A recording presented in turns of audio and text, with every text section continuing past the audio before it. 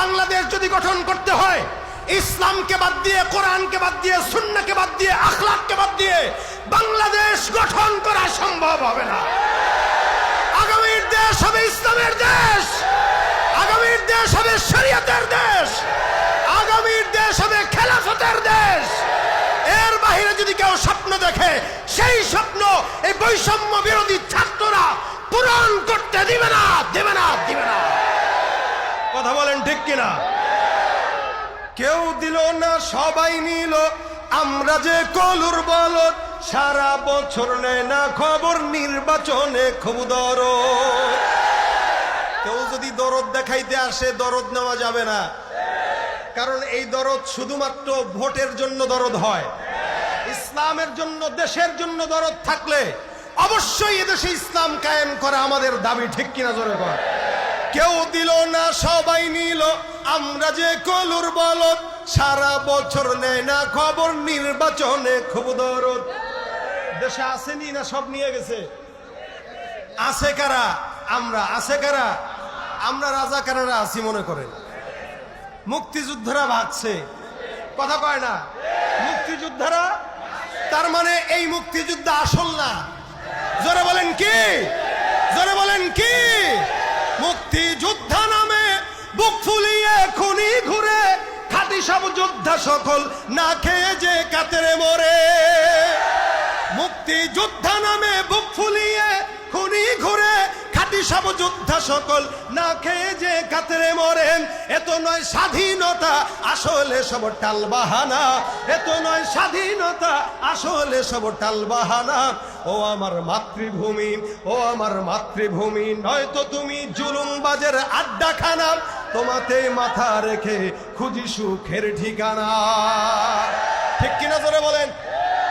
এদেশে যারা মুক্তিযোদ্ধা নামে ছিল, এর অধিকাংশই সব রাজাকার। আর আসল মুক্তিযোদ্ধা এখন যারা এখানে বসায়, চেনা গেছে তো? এরা আজীবন বলেছে পলাবো না, আজীবন বলেছে। আমরা বলাইছি নাকি? আপনি বলাইছেন? কে বলাইছে? যে বলছে সে, যে বলছে। পলায়া কি টের পাইছে? দানার সাথে নাই ভাই। এজন্য জুলুম কোনোদিন স্থায়িত্ব হয় না। যারা এই জুলুম করে, ফেরাউনের লাশ আল্লাহ পাক আয়াত নাজিল করে টিকিয়ে রেখেছেন, ফালইয়াউমা নুনাজ্জিকা বিবাদানিকা লিতাকুনা লিমান খালফাকা আয়া।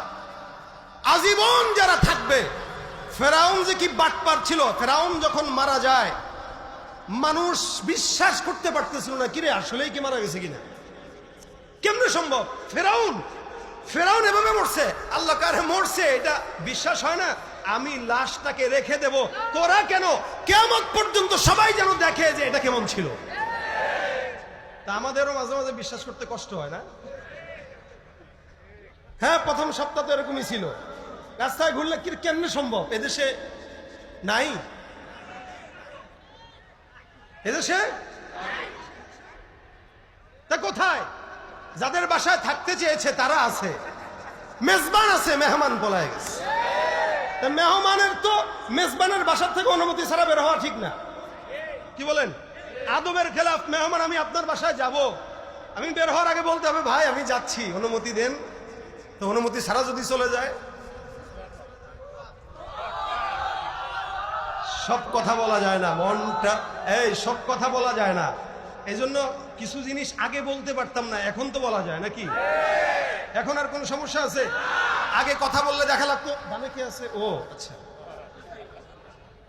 আগে যদি বলতে গেলাম বায়ে কে আছে, দেখা লাগতো কিনা? এখন আর দেখার টাইম, দেখার টাইম। তবে এই নাইটাকে স্থায়িত্ব করার জন্য ইসলাম দরকার, এই নাইটাকে স্থায়িত্ব করার জন্য কোরআন দরকার। আপনি যদি কোরআনকে বাদ দিয়ে এই নাইটা রাখতে চান, আমি বলবো এই নাই থাকবে না, আবারও আন্দোলন শুরু হয়ে যাবে, আবারও এই টোলবাস পুরানো হবে। হয়তো এই সুযোগ বাংলার জমিনে দ্বিতীয়বার দেওয়া যাবে। এই জন্য যারা এখনো নতুন বাংলাদেশ গড়ার স্বপ্ন দেখেন, আওয়াজ তুলতে হবে, কোরআনের বাংলাদেশ গড়তে চাই, ইসলামের বাংলাদেশ গড়তে চাই। আল্লাহ পাক আমাদের এই দেশকে কবুল করুন, বলেন আমিন। তো ভাই, কথা আমি আগেই বলেছি, যেহেতু রেজাল্ট আমি জানি এখানে আমি আর পেশা বুঝুক, যেহেতু আমার বন্ধুবর রেজাল্ট আপনার সাহেব আপনাদেরকে গুরুত্বপূর্ণ বয়ান শুনিয়ে গেছেন, উনার পরে বয়ান আর হয় না। এই কারণে আমি আপনাদের সামনে গুরুত্বপূর্ণ কোনো কথা না, ভাঙাচোরা কথা বলবো। যেদিকেই কথা যায় যাক, যে কথা থেকে আমি উপকৃত হতে পারি ওই কথাগুলো আমরা নেবো ইনশাআল্লাহ। এটা রবিউল আউয়াল মাস শুরু হয়েছে, এদেশে অনেক মানুষ সবাই মহব্বত করে রসুলকে। কোটি কোটি মানুষের ভিতরে যারাই মুসলমান সবাই রসুলকে মহব্বত করে, কিন্তু মহব্বতের ভিতরে কিছু ভুল থাকার কারণে মহব্বতটা ভালো জায়গায় হয় না, মহব্বতটা ইবাদত হয় না, গুনাহের কারণ হয়ে যায়। মহব্বত করার জন্য মহব্বতের শান দরকার আছে জানা, মহব্বতের সিস্টেম জানা দরকার আছে। বউরে মহব্বত করে যদি কেউ মা ডাকে থাকবে? ঠিক রসুলকে মহব্বত করে যদি কেউ আল্লাহ বলে ফেলে, ইসলাম আছে আর দিন আছে আর ইমান থাকবে? সুতরাং এই মহব্বতের লেভেলটা জানা উচিত। সারা দুনিয়াতে আল্লাহ পাকের পরের স্থান যার, তিনি হচ্ছেন মুহাম্মদুর রাসূলুল্লাহ সাল্লাল্লাহু আলাইহি ওয়াসাল্লাম। একবার পড়ছেন 10টা রহমত নাজিল হয়ে গেছে। রাসূল সাল্লাল্লাহু আলাইহি ওয়াসাল্লাম একবার পড়েছেন 10টা গুনাহ মাফ হয়ে গেছে, একবার পড়েছেন 10টা সম্মান বুলন্দ হয়ে যাবে। শুধু তাই না, নবী বলেন কেউ যদি বেশি দুরূদ পড়ে, আকসারুহুম আলাইয়া সালাহ, কেউ যদি আমার উপরে বেশি দুরূদ পড়ে তা আমার উপরে ওয়াজিব হয়ে যায় তাকে সুপারিশ করে জান্নাতে নিয়ে যাওয়া।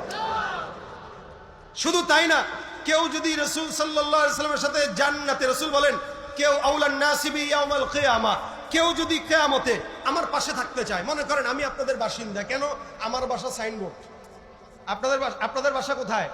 শনিয়াকড়া, কাজলা। আমার বাসা কোথায়? সাইনবোর্ড। তার মানে আপনারা আমার প্রতিবেশী। অনেকে বলে আরে অমুকের বাসা তো আমার পাশে, বলে কোথায়? আমি থাকি সানারপাড়, হুজুরে থাকে সাইনবোর্ড। আমি থাকি রায়েরবাগ, উনি থাকে সাইনবোর্ড। আর কেউ যদি আমার বাসার পাশের বাসা থাকে, আরে আমার পাশের বাসায় তুমি থাকে। ও তাই? আচ্ছা, কেউ যদি আমার উপরে থাকে, আরে আমার পাশেই তো আবরার সাহেবের ফ্ল্যাট আমার উপরে, আমি থাকি 3 তলায়, ওনার ফ্ল্যাট হলো 7 তলায়। তাহলে কাছে না? কথা কয় না, কাছে না? আর কেউ যদি আমার পাশের ফ্ল্যাটে থাকে, আমার এই ফ্ল্যাট তার এই ফ্ল্যাট, কেউ যদি আমার পাশের ফ্ল্যাটে থাকে সে বলবে আরে তার ঘর আমার ঘর তো একসঙ্গে। নবী বলেন কেউ আমার পাশে আছে, কে? রাসূল বলেন আমার পাশে যেই ঘরটা, ওই ঘরে সে থাকবে। আউলান নাসিবি ইয়াউমাল কিয়ামা আকসারুহুম আলাইয়া সালাহ, এই দুনিয়াতে বেশি পরিমাণে আমার উপর দুরূদ পড়বে, আমার পাশের ঘরে জান্নাতে সে থাকবে। তার গর্বটা কি কম না বেশি? একদম মিলাদুন নবী করতে করতে জান ফানা ফানা করে ফেলায়। দুরূদ শরীফ জিজ্ঞাসা করেন, একটা দুরূদ পড়তে পারে না। দুরূদ ইব্রাহিম পড়তে পারে না। রাসূল সাল্লাল্লাহু আলাইহি ওয়াসাল্লামের অসংখ্য দুরূদের ছোট্ট একটা দুরূদ পড়তে পারে না। পারে কি? ইয়া নবী সালাম আলাইকা। হ্যাঁ, সুন্দর, এটা পড়তে আমাদেরও ভালো লাগে। রাসূলের উপরে সালাম পৌঁছান, ঠিক আছে, কিন্তু আকীদাটা কি নিচ্ছে? এজন্য ইবাদতকে মহব্বতের ক্ষেত্রে মহব্বতের মাপকাঠি জানা উচিত। আমি ওদিকে যাচ্ছি না, যেহেতু আপনারা সব কথা বলে গেছেন। ইবাদতের মাপকাঠি জানা, মহব্বতের মাপকাঠি জানা উচিত, কতটুকু করলে মহব্বতের লেভেল পজিশনে থাকে। রাসূল সাল্লাল্লাহু আলাইহি ওয়াসাল্লামকে মহব্বত করতে যায় মানুষের কাতার থেকে ফেরেশতা বানায় দেয়, নূর বানায় দেয়। অথচ আল্লাহ পাক রব্বুল আলামিন ফেরেশতাদেরকে নূরের বানাইছেন, জিন্নাতদেরকে আগুনের বানাইছেন। কি দিয়া? আগুন। মানুষকে বানাইছেন কি দিয়া? মাটি। তাহলে আগুন, নূর আর মাটি। তাহলে আল্লাহ পাক রব্বুল আলামিনের হাবিবের পরে আল্লাহ বলেন লাকাদ জাআকুম রাসূলুম মিন আনফুসিকুম, তোমাদের মধ্য থেকেই তোমাদের নিকট একজন রাসূল এসেছেন, তোমাদের মধ্য থেকে তোমাদের মতোই। তার মানে আমাদের মধ্য থেকে আমাদের মতো রক্তে মাংসে গড়া মানুষ ঠিকই, কিন্তু পার্থক্য আছে না নাই? আছে না নাই? বর্তমানের উপদেষ্টা মণ্ডলী যারা আছেন এরাও মানুষ, আমরাও মানুষ, পার্থক্য। সমন্বয়ক যারা তারাও মানুষ, আমরাও মানুষ, পার্থক্য। কিন্তু এই সমন্বয়কদেরকে 1 বছর আগে কেউ পাত্তা দিছে? কত মানুষ তাদেরকে দেখছে, দামি নেই, কে এটা, এই সেই। কিন্তু এখন ছবি তোলার জন্য পাগল। কেন? তার কর্মের কারণে। আল্লাহ পাক রাসূল করিম সাল্লাল্লাহু আলাইহি ওয়াসাল্লামকে একটা আখলাক দিয়েছেন, আখলাকের কারণে রাসূলকে দামি বানিয়ে দিয়েছেন। এই কারণে সারা বিশ্বের ভিতরে সবচেয়ে দামি রাসূল, সব নবীদের চেয়ে দামি রাসূল। নবী বলেন তখন থেকে আমি নবী যখন আদম নবী হয় নাই। সুবহানাল্লাহ। আল্লাহ পাক রব্বুল আলামিন রাসূলকে এত সম্মানিত করেছেন। আমাদের মতোই মানুষ, কিন্তু পার্থক্য আছে, আমরাও মানুষ, নবী করিম সাল্লাল্লাহু আলাইহি ওয়াসাল্লাম মানুষ, কিন্তু পার্থক্য কোথায়? আমাদের কাছে ওহী আসবে না, নবীর কাছে ওহী আসছে। আল্লাহ পাক রব্বুল আলামিনের হাবিব রাসূল আল্লাহ পাক থেকে মনোনীত, পার্থক্য এগুলাই। এই কারণে রাসূল করিম সাল্লাল্লাহু আলাইহি ওয়াসাল্লামের বারাআত জাহির করার জন্য আল্লাহ পাক অসংখ্য আয়াত কোরআনে নাযিল করেছেন। কারো ব্যাপারে এত শক্ত আয়াত আল্লাহ পাক নাযিল করেন নাই। আল্লাহ পাক বলেন ইন্নাকা লাআলা খুলুকিন আযীম, সারা দুনিয়ার ভিতরে আপনাকে আমি উত্তম আখলাকওয়ালা নবী বানায় দিলাম। সুবহানাল্লাহ। এনেই নবীর আখলাক। কেউ যদি মঞ্চে মানে সে দামি, কেউ ঘরে মানবে সে দামি, কেউ সংসদে মানবে সে দামি, যেখানেই মানুক না কেন প্রত্যেকটা মানুষ দামি হবে শুধুমাত্র রাসূলের আখলাক মানার কারণে। আল্লাহ পাক সম্মান দিতে যায় নবী করিম সাল্লাল্লাহু আলাইহি ওয়াসাল্লামকে এত মর্যাদা দিয়েছেন, এত মর্যাদা দিয়েছেন যে আল্লাহ পাক রব্বুল আলামিন জান্নাত সহ আসমান জমিন গ্রহ নক্ষত্র যা আছে, এমনকি আল্লাহ পাকের আরশ, আল্লাহ পাকের সব জায়গায় আল্লাহ পাক একজনের নাম লিখে রেখেছেন, তার নাম মুহাম্মদুর রাসূলুল্লাহ। জান্নাতের অলি গলিতে, জান্নাতের গেটে গেটে, দরজায় দরজায়, আল্লাহ পাকের আরশে, সব জায়গায় নাম একটাই, মুহাম্মদুর রাসূল। পার্থক্য তো এই জায়গায়। এজন্য ভাইরা আমার, রাসূলকে সম্মান, মুজিজা, সম্মান আল্লাহ পাক এত দিয়েছেন যে আপনাকে আমাকে, এই যে আমাদের নায়েবে আমিনুল মুজাহিদিন আসবেন, আপনারা কি মহব্বত করেন কিনা? আচ্ছা, কতটুকু করেন বলেন? হ্যাঁ, জীবনের চেয়েও বেশি। একজন মানুষ, সে মানুষ, সাধারণ মানুষ আমাদের মতোই, নায়েবে আমিনুল মুজাহিদিন আমাদের মতোই, একজন আলেমে দ্বীন। আপনি তাকে রাহবার মানার মতো করে, রাহবার মানেন বিদায়, এরকম একজন বুজুর্গানে দ্বীন, শুধু একজন বুজুর্গের জন্য যদি আপনি আপনার জিন্দেগি দিতে পারেন, জীবন বিলাইতে পারেন, রাসূলের জন্য সাহাবা একরাম কি করতেন? আচ্ছা বলেন, এই জামানা যদি রাসূল পাইতো তাহলে আমরা কি করতাম? রাসূলকে পাই নাই, কিন্তু নায়েবে আমিরকে পেয়েছি। রাসূলকে পাই নাই, আল্লামা মামুনুল হককে পেয়েছি। রাসূলকে পাই নাই, অসংখ্য উলামায়ে কেরামদেরকে পেয়েছি। আমরা জীবন দিতে জানি, আমরা জীবন দিতে। সাহাবা একরাম কি করতো দেখেন। হযরত তালহা রাদিয়াল্লাহু তাআলা আনহু, নবী করিম সাল্লাল্লাহু আলাইহি সাল্লাম, তালহা রাদিয়াল্লাহু, রাসূলের যখন এই লোহার পেরেক মাথার ভিতরে ঢুকেন, রাসূল পেরেকটা বের করা হয়েছে, তো রক্ত পড়তেছে। হযরত তালহা রাদিয়াল্লাহু তাআলা আনহু সাথে সাথে মুখ লাগায় ওই জায়গায় আল্লাহর নবীর মাথার থেকে রক্ত চুষে খাওয়া শুরু করে দিয়েছে। নবী করিম বলেন, কি করতেছো? কা হুজুর, আমি আপনার রক্ত মাটিতে পড়তে দেব, এটা তালহা বেঁচে থাকতে হতে পারে না। নবী করিম সাল্লাল্লাহু আলাইহি ওয়াসাল্লাম বলেন, যার রক্ত, যার পেটে নবী করিম সাল্লাল্লাহু আলাইহি ওয়াসাল্লামের রক্ত ঢুকে, ওই পেট জান্নাতি, ওই শরীর জান্নাতি। সাহাবা একরাম দেখে নাও, জান্নাতি মানুষ। রাসূলের ব্যাপারে এরকম মহব্বত যদি থাকে, আরে আমি তো এটা বলি, একজন আলেমে দ্বীন, একজন বুজুর্গানে দ্বীন, নায়েবে আমিরুল মুজাহিদিনের ব্যাপারে যদি আপনার মনের বাসনা এটা থাকে, ডাক দিলে এখন আমরা তার জন্য মৃত্যুবরণ করতে রাজি। সেই ক্ষেত্রে রাসূলের জন্য তো একবার নয়, 1 কোটি বার যদি মৃত্যুবরণ করতে হয়, রাজি আছি। কারা কারা হাত তোলো।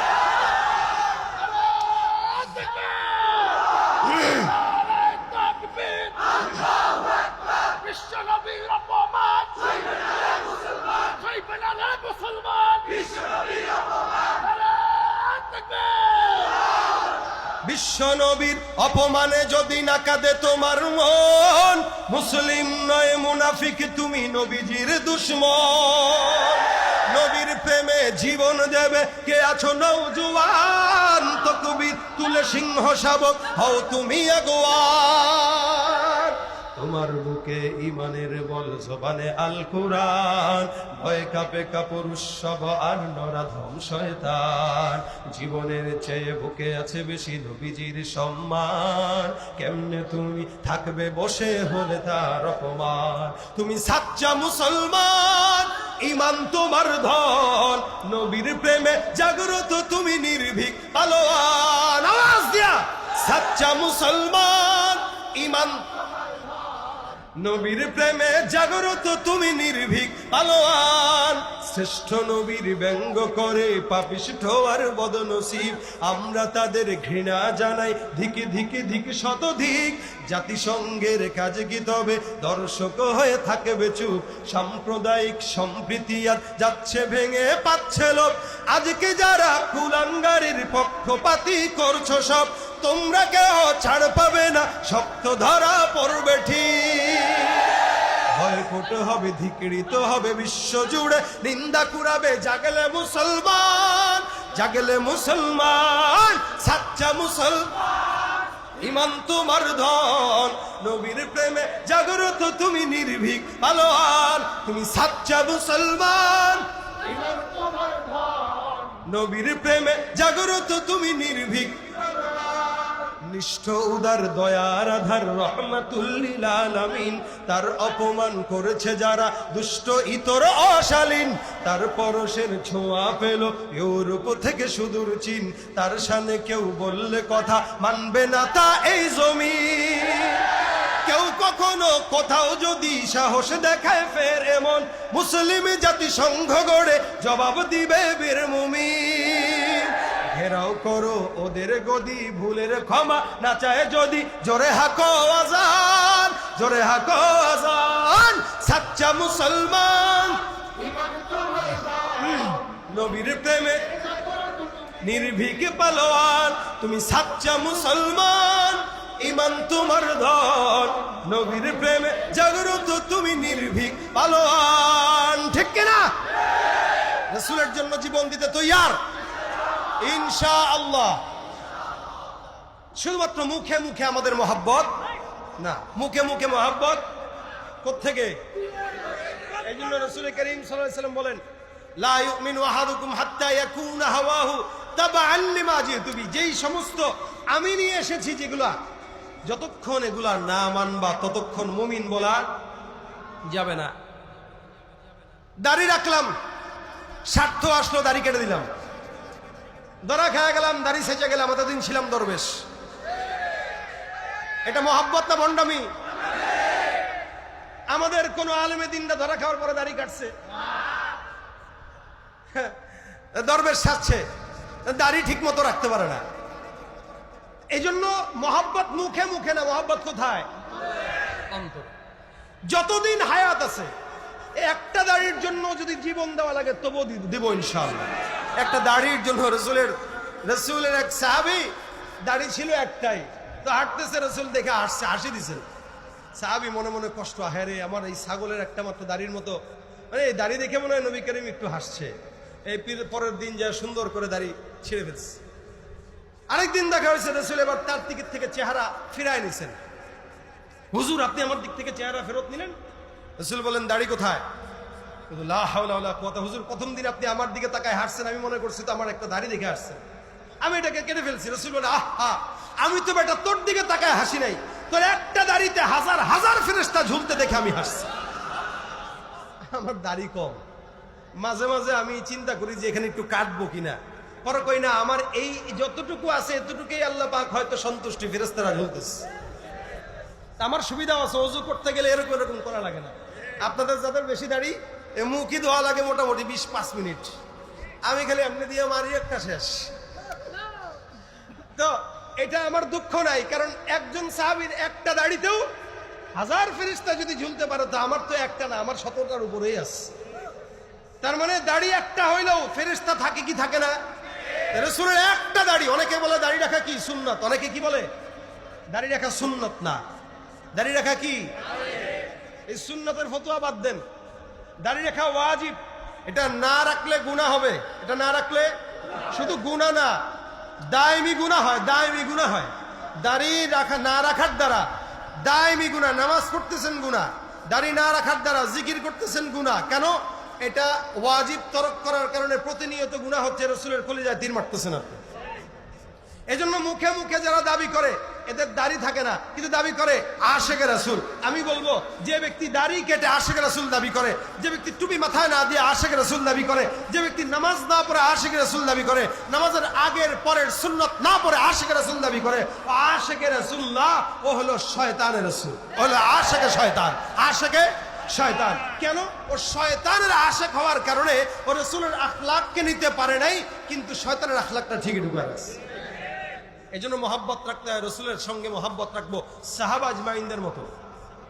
আরেক সাহাবীর মহব্বত দেখেন কেমন, রসুল একটা মজলিসে বসাই, যে আমরা যেরকম মজলিসে বসাই এরকম একটা মজলিসে বসার পরে নবী করিম সাল্লাল্লাহু আলাইহি ওয়াসাল্লাম বলতেছেন, এই সাহাবা আজমাইন শুনো, আমার কাছে তোমাদের যদি কোনো পাওনা থাকে আমাকে বলো, আজকে পাওনার দিন, কারো থাকলে বলতে পারো। এক সাহাবী দাঁড়িয়ে গেছে, ইয়া রাসূলুল্লাহ আমার কিছু কথা আছে। বলো। আপনি আমাকে একদিন পিঠে একটা আঘাত দিয়েছিলেন, আমি সেটা দিতে চাই। কাউকে আসো। হুজুর ঠিক আছে। রাসূল সাল্লাল্লাহু আলাইহি ওয়াসাল্লাম তার হাতে লাঠি দিয়েছেন। সাহাবা একরাম তাকায় আছে, চেহারা চোখ বড় করা। কত বড় বেয়াদব হইলে নবী করিম তাকে একটা আঘাত দিছে, সে আঘাত দিবে, কিন্তু কিছু বলতে পারতেছে না। একটা দিকে ফিস ফিস করে কয়, এটা কি পাগল হইছে? এটা কি শুরু করছে? রাসূলকে মার দিবে? রাসূল বলে, এই ফিস ফিসানি বন্ধ, আজকে প্রতিশোধ নেওয়ার দিন, আমি অনুমতি দিছি, তাকে আসতে দাও। সে সামনে আসছে লাঠি নিয়ে। নবী করিম সাল্লাল্লাহু আলাইহি ওয়াসাল্লামকে বলে, হুজুর লাঠি নিয়ে আসছে, আঘাত দেবো। দাও। এমনে তো না। বলে কেমনে? আমাকে যেদিন পিঠে বাড়ি মারছিলেন আমার গায়ে কোনো কাপড় ছিল না, তা আপনার যে পিঠে চাদর আছে চাদর তো সরাইতে হবে রাসূল, না তো ইনসাফ হবে না। সুবহানাল্লাহ। আচ্ছা বলেন, উদাহরণত আমাদের পীর সাহেব যদি কাউকে বলে যে ভাই প্রতিদান দাও, আর আপনি যদি মুড়ি দুইটা কোন, হুজুর আপনার গায়ে জামাটা খুলতে হবে, বাড়ি একটা দেবো, কন্ত দেখি এই পাগলা তো উঠা লাথি দিয়ে এটা সরাই দিবে। কথা ঠিক কিনা বলেন? কথা ঠিক কিনা বলেন? নবী করিম বলতেছেন, এর সুযোগ দাও। আল্লাহর নবী করিম সাল্লাল্লাহু আলাইহি ওয়াসাল্লাম পিঠের চাদর উঠায় দিয়েছেন, সাহাবী লাঠিটাকে ফিক্কা দিয়ে ফেলে নবী করিমের মোহর নবুয়তের ভিতরে চুমা খেয়ে বলেন, ইয়া রাসূলুল্লাহ আপনার মোহর নবুয়তের ছেলে চুমা দেওয়ার জন্য আমি আজকে আসছি। রাসূল করিম সাল্লাল্লাহু আলাইহি ওয়াসাল্লাম চাদর উঠায় দিয়েছেন। রাসূল চাদর উঠায় দিয়েছেন। আল্লাহর নবী সাল্লাল্লাহু আলাইহি ওয়াসাল্লামের সাহাবী রাসূলকে জড়ায় ধরে রাসূলের এই মাঝ বরাবর যেই চিহ্ন ছিল মোহর নবুয়তের চিহ্নের ভিতরে চুমা খেয়ে বসছেন। নবী করিম বলেন, কি করলা তুমি এটা? সাহাবী ডাক দিয়া বলতেছেন, ইয়া রাসূলুল্লাহ আল্লাহর কসম করে বলি আমি সাহাবী হইতে পারি, আমার কাছে জান্নাতে যাওয়ার কোনো ওসিলা নাই।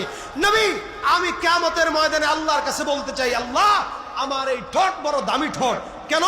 রাসূলের মোহরের নবুয়তের সিল মোবারকে আমার ঠোঁটের সম্পর্ক আছে, হয়তো আমার আল্লাহ পাক এই উসিলা দিয়ে আমাকে জান্নাত দিয়ে দিবেন। নবী করিম সাল্লাল্লাহু আলাইহি ওয়াসাল্লাম বলেন, তোর ঠোঁটে আমি রাসূলের মোহর নবুয়তের চিহ্ন যেহেতু লেগে গেছে, আল্লাহ তোকে অবশ্যই জান্নাত দান করে দিবেন। সুবহানাল্লাহ। এটা ছিল রাসূলের প্রতি সাহাবা আজমাইনদের মহব্বত। আপনার আমার মহব্বত কি? ধান্দার মহব্বত। জিলাপি থাকলে মহব্বত, জিলাপি নাই মহব্বত নাই। এজন্য আমাদের মহব্বত যেটা জিলাপি কেন্দ্রিক, মিষ্টি কেন্দ্রিক, এই মহব্বতটাকে বাদ দিয়ে রাসূলের খাঁটি মহব্বতে আমাদের মনোযোগ দেওয়া দরকার, আছে না নাই? আজকে আমি আপনাদেরকে একটা কথা বলতে চাই লাস্ট পর্যায়ে এসে। কি কথা? এটা কোন মাস আরবি বলেন জোরে? রবিউল আউয়াল মাস। 12 রবিউল আউয়াল আসলে আপনারা ঈদে মিলাদুন নবীর জন্য পাগল হয়ে যাবেন, দরকার নাই। সারা মাস ব্যাপী রবিউল আউয়াল মাস হিসেবে রাসূলের একটা সিরাতের ইবনে হিশাম হোক, অন্য সিরাতের কিতাব হোক, যেগুলো সংক্ষেপ, আর রাহিকুল মাখতুম কিনতে পারেন, এই সমস্ত কিতাবগুলো এই মাসে আপনি পড়েন। নবীর জন্মদিনের মাসে নবীর সিরাত নিয়ে পড়াশোনা করেন, এটা 1 নম্বর কাজ। পারবেন? কথা কয় না, পারবেন? রাসূলের সিরাতের মাসে সিরাত নিয়ে পড়বেন। 2 নম্বর আমল, আজকে থেকে নিয়ত করবেন, এখন থেকে নিয়ে এই সারা মাস ব্যাপী নবী করিম সাল্লাল্লাহু আলাইহি ওয়াসাল্লামের একটা আমল করব, সেটা দুরূদের আমল। কিসের আমল বলেন? আজকে থেকে করব পুরা রবিউল আউয়াল মাস। ইনশাআল্লাহ রবিউল আউয়াল মাসে আল্লাহ রাসূল আপনাকে স্বপ্নে দেখা দিবেন। বিশ্বাস হয়? দুরূদের আমল বেশি বেশি করবেন, নবী স্বপ্নে আপনাকে দেখা দিয়ে দিবেন ইনশাআল্লাহ। এই জন্য 2টা আমল, একটা হলো রাসূলের এই মাসে সিরাতের কিতাব পড়ব, 2 নম্বর রাসূলের এই মাসে আমরা রাসূলের উপর দুরূদের আমল করব। দুরূদের এই 2টা কাজ করবেন ইনশাআল্লাহ। ইনশাআল্লাহ। কথা জোরে কয়, আস্তে কয়। ইনশাআল্লাহ। আল্লাহ পাক তৌফিক দান করুন বলেন আমি। আজকের এই মাহফিলটা থেকে যাওয়ার পরে কেউ যদি 2টার একটা কাজ করতে পারেন তাহলে মাহফিল কামিয়াব। এরপর আমাদের পীর সাহেব হুজুর আসবেন, রওনা দিচ্ছেন, চলে আসবেন ইনশাআল্লাহ। আমি আপনাদের কাছে আজকের এই মাহফিলের একটা, যদিও দেশের অবস্থা খারাপ, ব্যবসা বাণিজ্যের অবস্থা খারাপ, খুবই কষ্টে আছেন আপনারা, এটা আমরা জানি। এদিকে কি বিশাল বড় একটা ধকল আমাদের উপর দিয়ে গেছে, বন্যা। এরপরেও আমি জানি এখনো যদি বাংলাদেশে আবারও কোনো দুর্যোগ আসে, আপনারাই আপনাদের বাড়িঘর বিক্রি করে হলেও আরেক ভাইয়ের সহযোগিতায় লাগবেন। এই মন আলহামদুলিল্লাহ আল্লাহ আমাদেরকে দিয়েছেন, আমরা দেখেছি। নয়তো আস-সুন্নাহ ফাউন্ডেশন থেকে শুরু করে আলহামদুলিল্লাহ আমাদের জাতীয় ওলামা ইমাম মাশায়েখ পরিষদ, ইসলামী আন্দোলন সহ বাংলাদেশের অসংখ্য দলেরা অসংখ্য ব্যানারে যেভাবে কোটি কোটি টাকার ত্রাণ দিয়েছে, এটা বেনজির। আলহামদুলিল্লাহ বাংলাদেশের মানুষ এটা দেখিয়েছে। আমি কিন্তু ওই বেনজিরের কথা বলি নাই, আমি বেনজির কথা বলেছি যে এই বেনজির নজির ছাড়া আমরা দান করেছি। আর আপনারা হয়তো মনে করতে পারেন যে এয়ারপোর্টে কোটি কোটি টাকা পাচার করে তারপরে পলাইছে, নাকি ভুলে গেছেন? বলছেন আপনারা, বাঙালি খুব সহজে ভুলে যায়। এই জন্য আপনাদের কাছে বলতে চাই, দেশের এই স্বাধীনতাকে ফিরিয়ে আনতে যারা শাহাদাত বরণ করেছে এদের পরিবারের খবর কেউ আর রাখছে না। এরা আমাদেরকে দেশ উপহার দিয়েছে, কিন্তু আমরা ভুলে যাচ্ছি। আমরা এখন জবরদখলে ব্যস্ত। মনে রাখবেন, একটা কথা আছে, আসলেই ক্ষমতায় একদল যখন থাকে তখন তাদেরকে চোর বলতে পারি, কিন্তু নিজে যখন ক্ষমতায় আসে তখন নিজে আরো বড় চোর হই। কথা কয় না? এই জন্য যারা জবরদখল করতেছে, আমরা তো মনে করি এরা ক্ষমতায় আসলে আরো বড় চোর হবে। ক্ষমতা না পেয়ে যদি চুরি করে, জবরদখল করে, তাহলে ক্ষমতা পাইলে কি করবে? কি বলেন, ঠিক কিনা? যে যায় লঙ্কায় সেই হয় হনুমান, কারে কি যে বলি ভাই সকলে সমান। পাটা পুতা ঘষা ঘষি দফা সারা মরিচের, নেতাদের গুতাগুতি কাম সারা আমাদের। পাটা পুতা ঘষা ঘষি দফা সারা মরিচের, নেতাদের গুতগুতি কাম সারায় আমাদের। রাজনীতি খেলা খেলে মাছ ভাজে কার তেলে, রাজনীতি খেলা খেলে মাছ ভাজে কার তেলে। জল আসে জল যায়, বাড়ে শুধু গোলশান। যে যায় লঙ্কায় সেই হয় হনুমান, কারে কি যে বলি ভাই সকলে সমান। সকলে আমরা সমান হইতে চাই না। আমরা চাই যারা ক্ষমতায় আসবে তারা ভালো হোক, এবং যাদের উপরে ভিত্তি করে এই স্বাধীনতা এসেছে তাদের পরিবারের খোঁজখবর রাখার দায়িত্ব আমাদের আছে কিনা?